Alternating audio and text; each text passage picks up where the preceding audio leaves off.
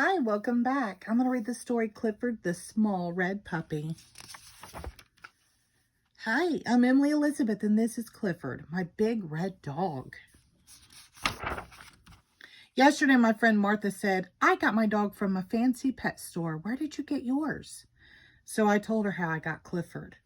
When I was little, I lived in the city. I didn't have a dog. One day, the man down the hall called us.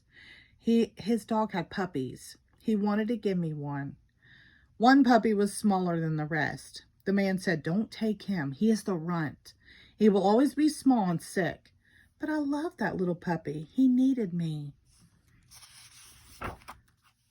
I named my puppy Clifford. He was so tiny that I had to feed him with the doll's baby bottle. We got the smallest collar we could find for Clifford. It was too big. When he began to eat dog food, we had to watch him all the time. He was so little that he was always getting lost, even in our small apartment.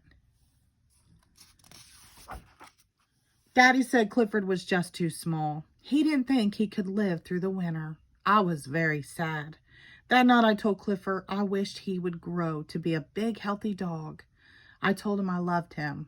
Next morning, he looked bigger to me. He seemed to have an easier time eating his dog food, and his collar wasn't so loose. In fact, by the time Daddy got home, the collar was too small. By bedtime, Clifford's tiny basket seemed a little too small for him, so I let him sleep on my pillow again. That was a mistake. Next morning, Mommy thought Clifford looked different. Daddy said, I think he is growing. I decided to take Clifford for a walk. At the corner, I saw a big dog coming.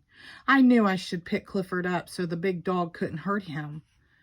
I shouldn't have worried. Clifford really was growing. We ran home to show Mommy how big he was. Had our apartment door grown smaller? Daddy couldn't believe it. We put Clifford in the garden to sleep that night.